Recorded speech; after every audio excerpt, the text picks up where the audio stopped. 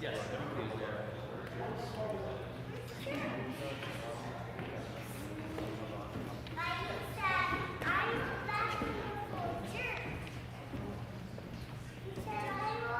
That was super cool.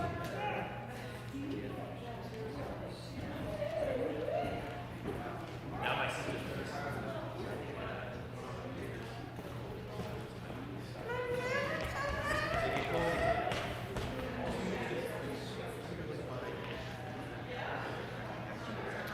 Okay.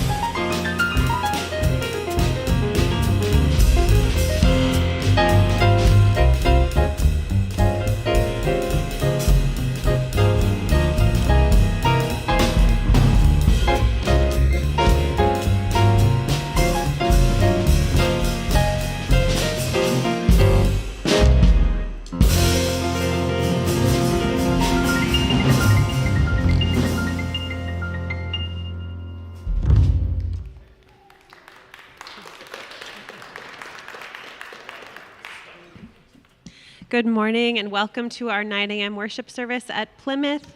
Please stand for our opening hymn, and we will do verses 1, 2, and 4 of Through Winter Cold.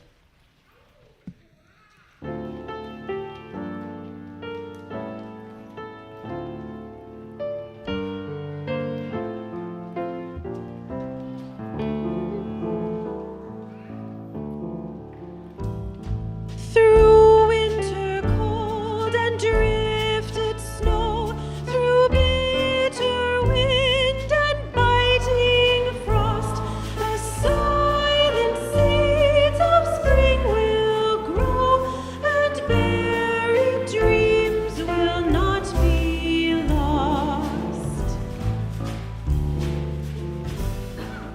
Within God's world as seasons turn, we sleep and grow with changing need to shed old concepts and to learn the faith that sprouts like mustard seed. And as in winter, as in grief, the frozen heart of things is numb. Compassion melts our unbelief, and all is changed, for spring has come.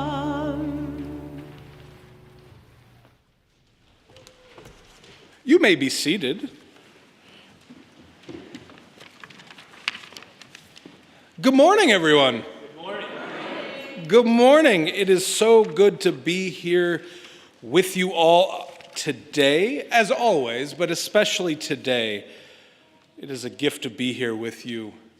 I am really happy to see you all today. It makes my heart happy.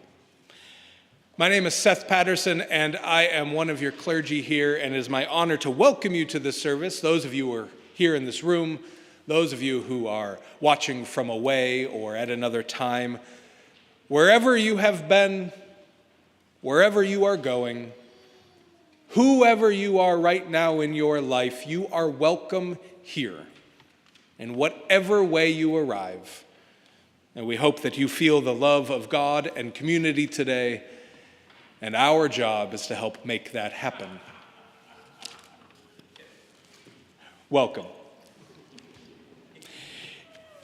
If you listen better because you are moving or your hands are busy, there is a rug here with materials to color and on the back of your bulletin, and you are welcome to do so. If you need to move your whole body for whatever reason, you're welcome to go back to the narthex, and there are some helpful young people back there. I see a shoe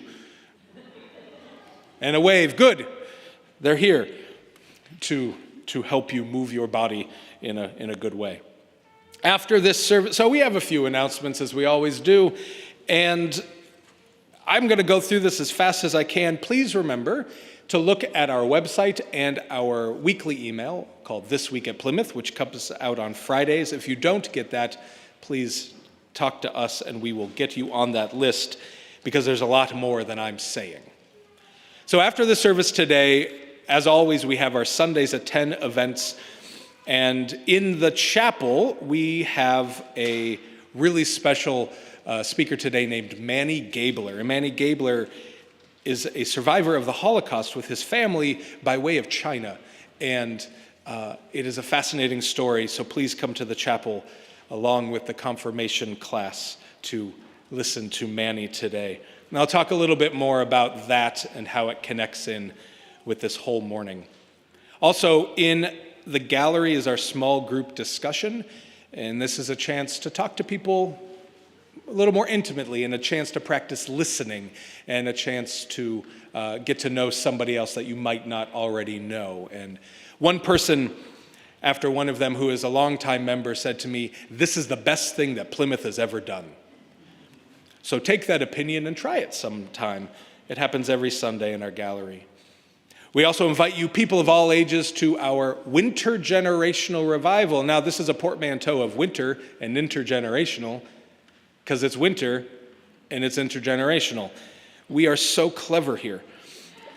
And this is a chance to help build the service that will be on the first Sunday of Lent in 2 weeks from today, which will be a service focused on water, and it will be a different thing at both of our services. After our second service today, you are invited to an information session about a 2-week group tour/pilgrimage to Israel and Palestine that we are planning to offer this October and November for Plymouth members and friends. So please go to the Parsons Room at noon today and learn more about that adventure. What? Fireside, not Parsons. Fireside. Thank you, Dwayne. At 4 o'clock today, since you're here anyway, just stick around. At 4 o'clock today is this month's chamber music series, and this is what Philip says about it, and it's delightful. Romantic love is the obvious Valentine's Day topic, but how about maternal love, or love of plants and animals, or tough love? The first song in today's series is Richard Rogers' Lover, and that features all of these topics. And the music is being sung by Plymouth Solo Quintet, James Bone, Dan Dressen, Lisa Drew, Maria Jetty, and Catherine Rupp, with Philip Brunel and Sonia Thompson at the piano. Today at 4 o'clock in Guildhall, and this is free, as always. This Thursday, our Reimagining Community Safety Group, which is part of our Racial Justice Initiative, is hosting a virtual town hall. So it is on Zoom, so you can register on our website, and it's at 7 o'clock this Thursday, and it is with Dwayne Davis in a conversation about reimagining community safety at the state legislature. And we are honored to welcome the President of the Senate, Bobby Joe Champion, and Majority Leader Jamie Long as part of this conversation. So please register for that Thursday. Now, today, as you'll notice, is a little thematic. And this is on purpose. This is another step in our living into hosting the Transfer of Memory exhibit that is in Jones Commons right now, which are a photography exhibit of survivors of the Holocaust that ended up in Minnesota. And so not only do we have our friend Manny speaking at the forum, we are honored to have Steve Hunegs speak at both services today to preach. So I'm going to read a little bit of a bio, and then I think we should welcome Steve here together. Steve has been the executive director of the Jewish Community Relations Council of Minnesota since 2006. The JCRC is the public affairs voice of the Jewish community, fighting antisemitism and prejudice, providing Holocaust education, advocating for Israel from an upper Midwest perspective, overseeing community security, and building bridges across the Jewish and broader communities. During his time as executive director, Steve and his JCRC colleagues, which Susie is here today, thank you, Susie, they have received awards from the FBI, the United States Attorney for Minnesota, the Minnesota National Guard, and Israel Bonds. It is a gift to have Steve here today, and may we acknowledge it right now by welcoming Steve.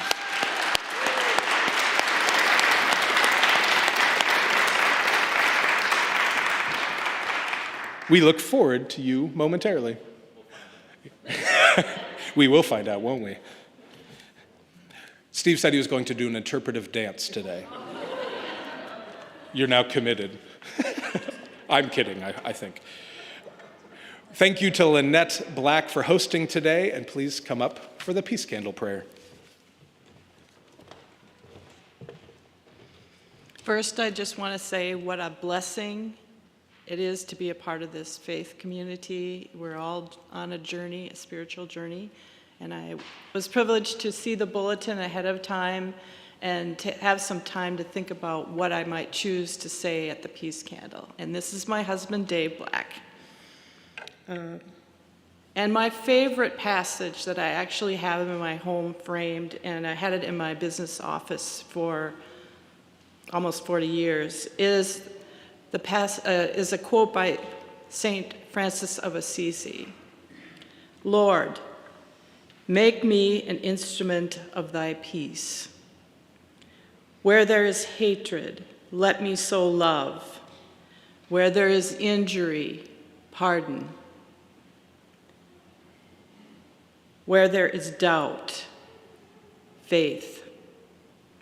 Where there is despair, hope. Where there is darkness, light. And where there is sadness, joy. As I light the peace candle, let it be so. Amen.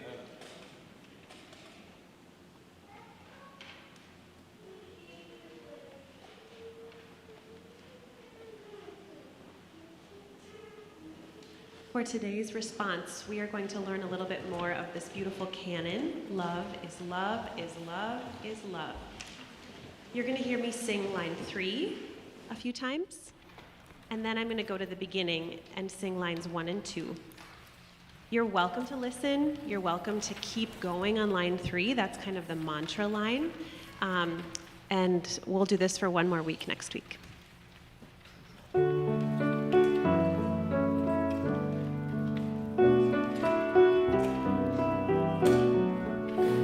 Line 3. Love, love, love. All we need is love, love, love. All we need is love, love, love. All we need is love, love, love. All we need is love, is love, is love, is love. Love is love is love is love. Oh, love is love is love is love. Oh, love is love is love is love. Love, love, love. All we need is love, love, love.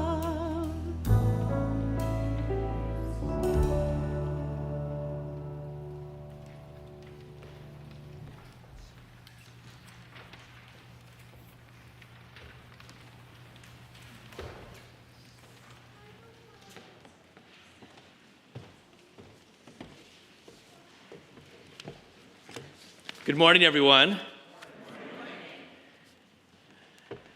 Well, on the theme of love, what a wonderful way to start this Sabbath service. I can't help but think of Burt Bacharach, of course.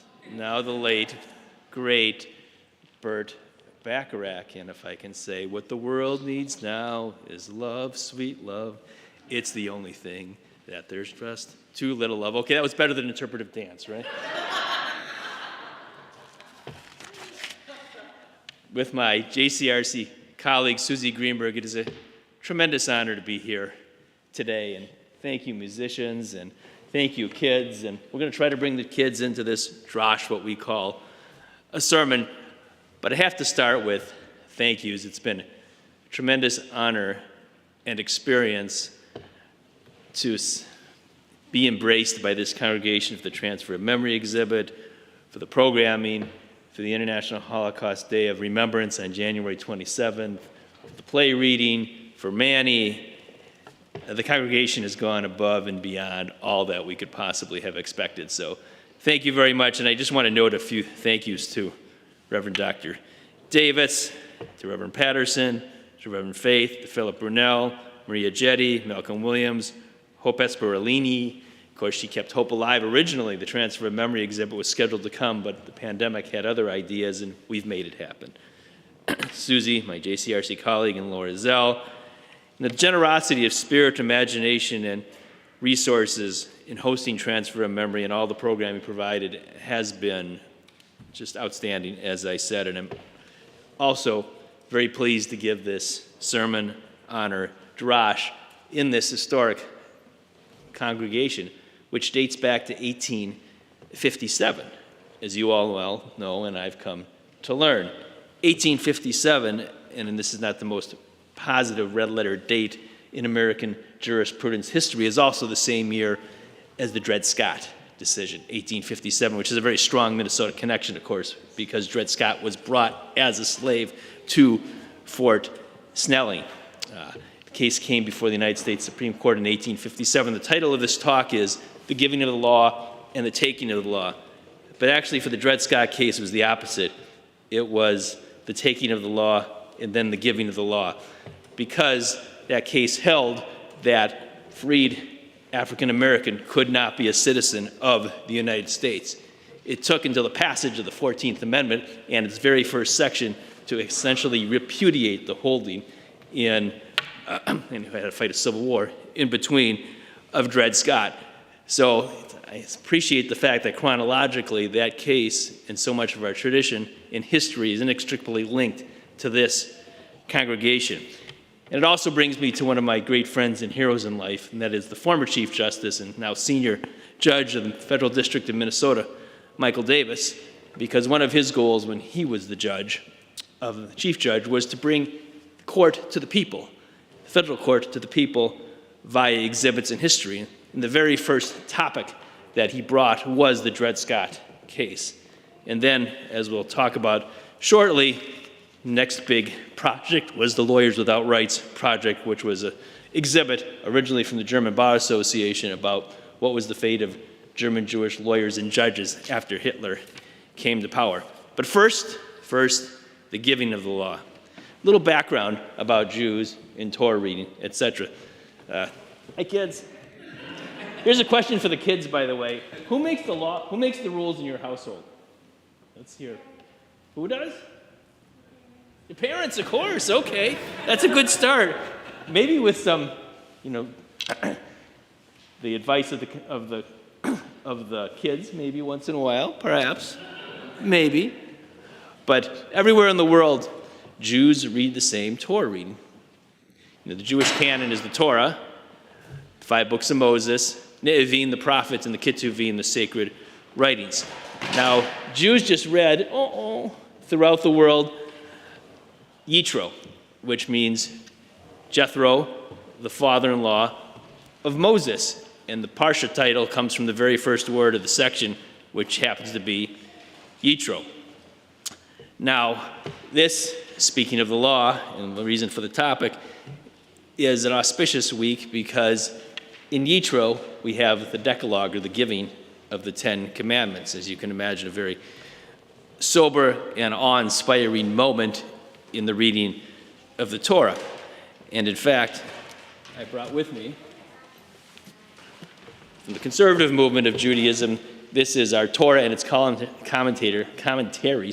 called Eitz Chaim, Tree of Life. It says in Proverbs that the Torah is a tree of life to those who grasp it. So it shows you something of the essential nature of Torah and law in Judaism. But I'm going to start by just reading the 10 Commandments, because Reverend Seth told me that it's traditional to read a little scripture, so I will read this. It said, God spoke all these words, saying, I am the Lord your God, who brought you out of the land of Egypt, the house of bondage. You shall have no other gods before me. You shall not swear falsely by the name of the Lord your God, for the Lord will not clear one who swears falsely by his name. Remember the Sabbath day and keep it holy. Honor your mother and your father. You shall not murder. You shall not commit adultery. You shall not steal. You shall not bear false witness against your neighbor. You shall not covet. And then it concludes, you gave us a Torah of life, the love of kindness, justice, and blessing, mercy, life, and peace. May you see fit to bless your people, Israel, at all times, at every hour with your peace. Blessed is Adonai, the source of peace. So there you have it, the 10 Commandments. But before you get to that moment of thunder and lightning in the Torah portion, you have Yitro coming to Moses. Remember, Yitro is a Midianite, right? Father-in-law Moses is Midianite, saying, Moses, you can't possibly continue to adjudicate all the disputes of the people. You just have too much on your plate to do that. You can't do that. And so it's Yitro that says to him, you need judges. You need to assign people as judges in order for law to occur, right? You can't do it yourself. You need others. You have to sort of decentralize the trust and adjudication process. So in a way, the first part of the Parsha is about due process, right? What does it say above the Supreme Court when you walk in, right? Equal justice under law. Well, there is no equal justice under law unless you have fair and upright judges. In fact, it says in the Torah portion, quote, "You shall seek out among all the people capable men," of course now women, "who will fear God, trustworthy men and women who spurn ill-gotten gain." So let's just keep that in mind. Before you have justice, you have to have just judges too. Now it also appears, right now I'm honored to stand within the stained glass window of many of the matriarchs and patriarchs of Judaism and Christianity, including Moses to my left, right? Moses is to my left. Go to the Supreme Court, what do you see? You see Moses, Hammurabi, Solomon, Confucius, Solon, who I learned in Greek is named wise and skillful lawgiver. So we live in this tradition of the law. Okay, now we get back to the thunder and the lightning. So Moses goes up, receives the Ten Commandments. People know the story. But in the context of Jewish history, in Jewish civilization, we have the Exodus, leaving of Egypt. Moses as the liberator of the Israelites. Well, that's one piece on the continuum of Jewish history. 7 weeks later comes Shavuot, harvest festival, as well as the giving of the law. So you can look at it in this way. There's freedom, but it takes the law to make a people. Freedom, God, Moses, but ultimately it takes the law to create a polity. And in fact, it says in the Eitz Chaim Torah commentary, the giving of the Ten Commandments forges Israel's national identity and spiritual identity. What's the most important piece, you might say, of the law? For the Ten Commandments, you have 613 mitzvot, good deeds. But I'll tell you, what is stated most often, 36 times in the Torah, is love the stranger as yourself, for you were strangers in the land of Egypt. I am the Lord, your God. And this is, in a sense, the ongoing legacy of the Jewish people. Say a word here about theological anti-Semitism. With all due respect and grave respect for the place in which we find ourselves, Plymouth Congregational. There's a belief, increasingly isolated, thankfully, the Christian belief that the resurrection of Jesus abrogated the Jewish covenantal relationship with God. This is called supersessionism. You might say this is the original replacement theory. Starkly expressed, once the Jews were considered an orphaned and rootless people, they were often subject to persecutions in the name of Christianity. Simultaneously, Jewish learning, law, and living was considered something of a dead letter. Of course, the far better news is the repudiation of supersessionism in official Christian teaching. You might think of the Nostra Aetate by the Catholic Church in 1965. The UCC, in its 16th General Synod, 1987, says, quote, affirms its recognition that God's covenant with the Jewish people has not been rescinded or abrogated, but remains in full force. And I take this to mean, within our respective deeply held faith tradition, that we essentially all draw strength from the Eitz Chaim, the tree of life, the Bible. Now for a little bit as it relates to the taking of the law, because after all, this congregation is so wonderfully hosting the transfer of memory. And that is, as I said before,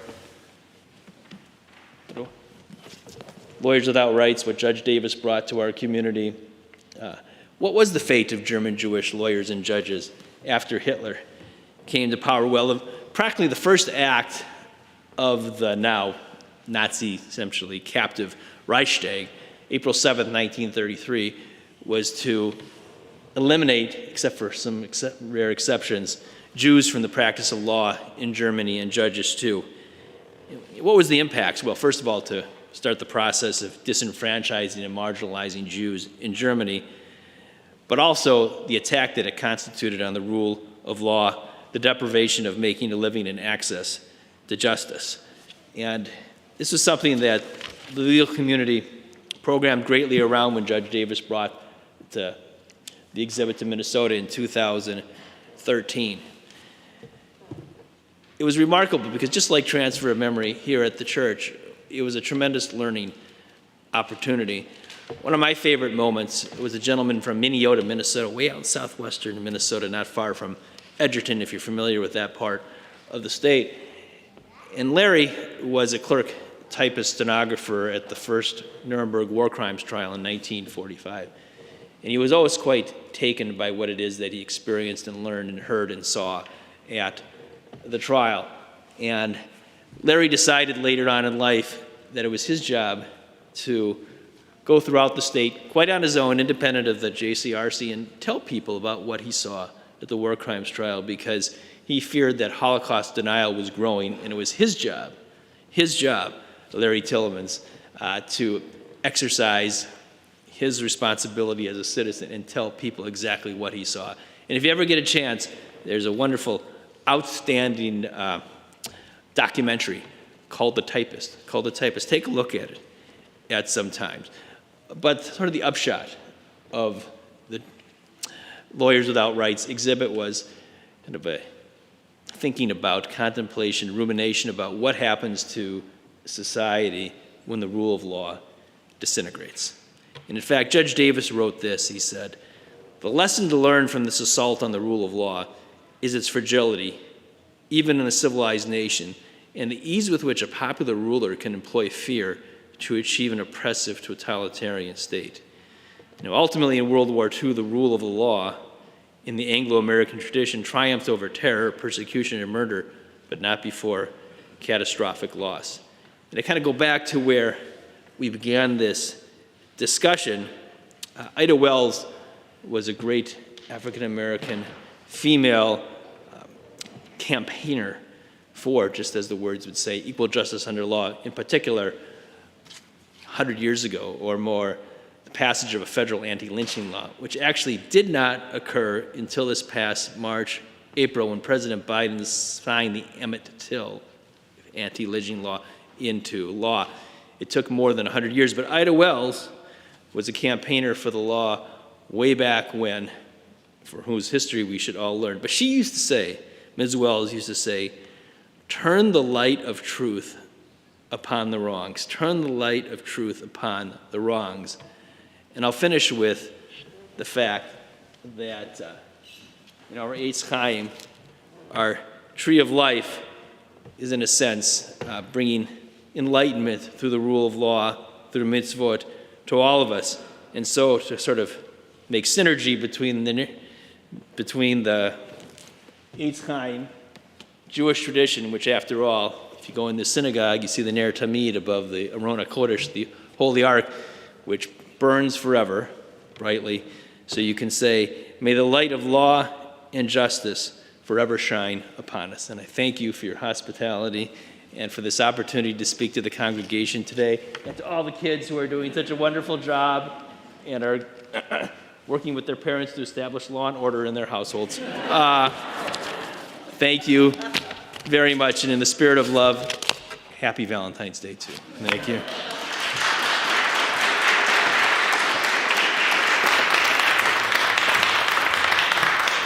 Thank you so much. Now, in deep humility and gratitude to God, who shepherds and comforts us, let us bring our offerings to God. In thanks and gratitude, we offer these gifts to you.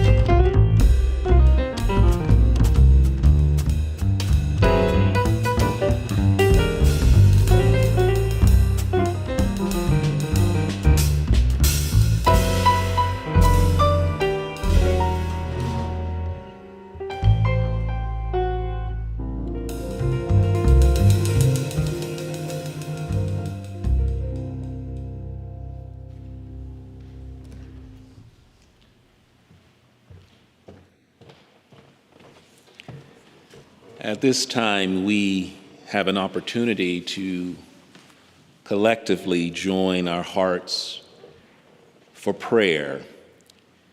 And I know that each and every one of us are carrying our own individual prayers. We are saying them silently. But we also want to give some of you an opportunity to name it and share it so that we can carry some of that thought and reflection and that prayer with you. And so we join together praying our own prayers, but lifting up prayers for others to join us. Great One, your people are gathered here from all corners, from all walks of life, shouldering their own questions and burdens. But we know that you are one who hears, sees, and knows. A God of loving kindness that makes room for all of our cries.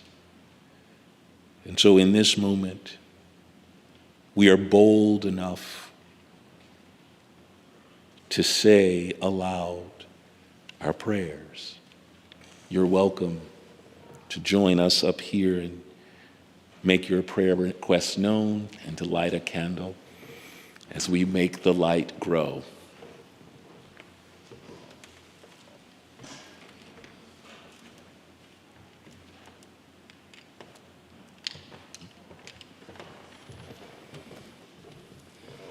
I just want to say again how much I appreciate being a part of this faith community. It gives me the strength to carry on in my daily life. And also, Reverend Davis, one of his messages in a sermon was, be the peace, be the peace, be the justice. And I need strength to be the peace and to be the justice. Also, my husband and I, Grammy and Grandpa Black, we just experienced a couple days ago that our granddaughter, who's 8 years old, had septic appendicitis, and her life was threatened and in great danger. And because our American system is broken in the healthcare area, she's in Rochester, New York.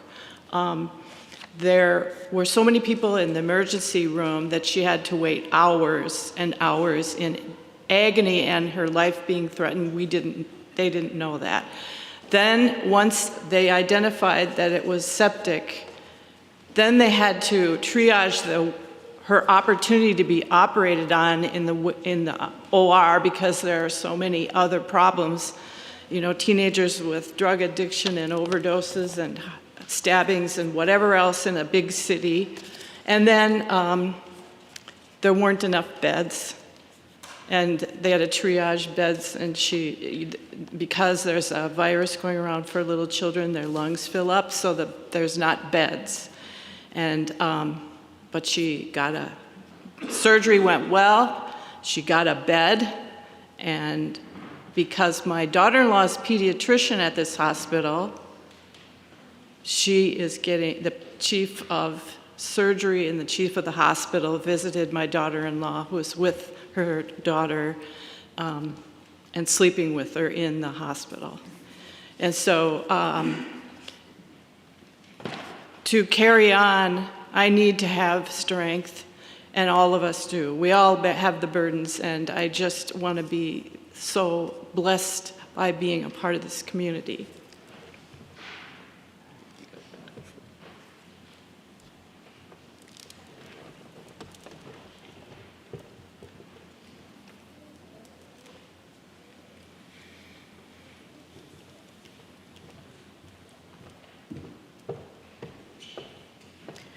I think that we would be remiss if we did not say a special prayer for the people in Turkey and Syria, particularly for the people in Syria, because aid is really not getting to them in the way that they need it.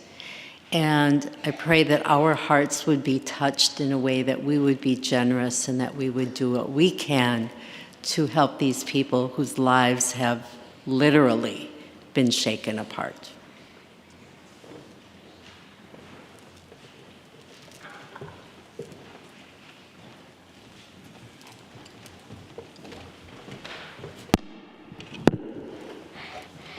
I like to say a prayer for my Auntie Vicky, who died last year. I hope she's still with me.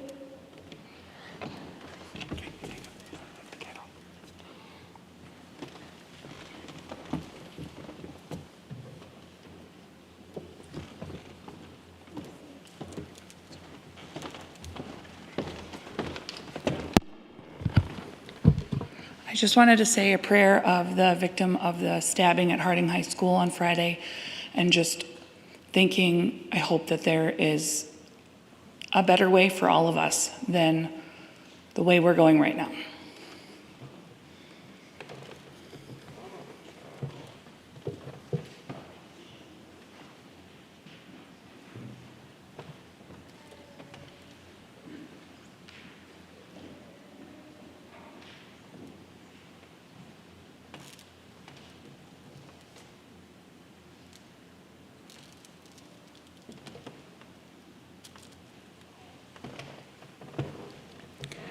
Lord, in your mercy, hear our prayers.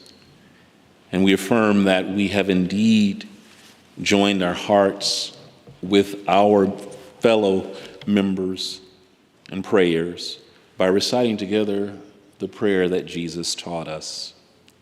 Tender, loving God, who art in heaven, hallowed be thy name. Thy kingdom come, thy will be done, on earth as it is in heaven. Give us this day our daily bread, and forgive us our debts as we forgive our debtors.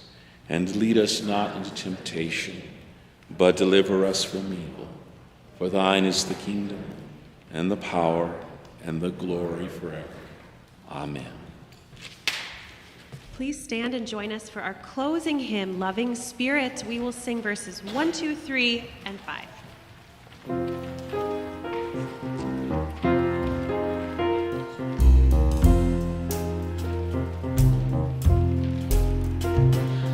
Loving Spirit, you have chosen me to be. You have drawn me to your wonder. You have set your sign on me. Like a mother, you enfold me, hold my life within your own. Feed me with your very body, form me of your flesh and bone.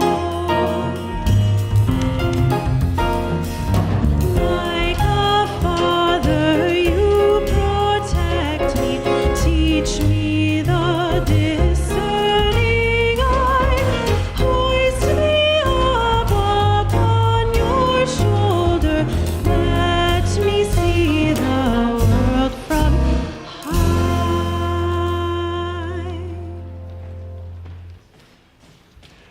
Seth just let me know that he neglected to invite you to pass the peace. So when I do the benediction, just give as much peace to your neighbor as you possibly can. Beloved, go now from this place, knowing that God is indeed a God of love. And of all the laws that you can think of, follow the law of love. Love the stranger as yourself.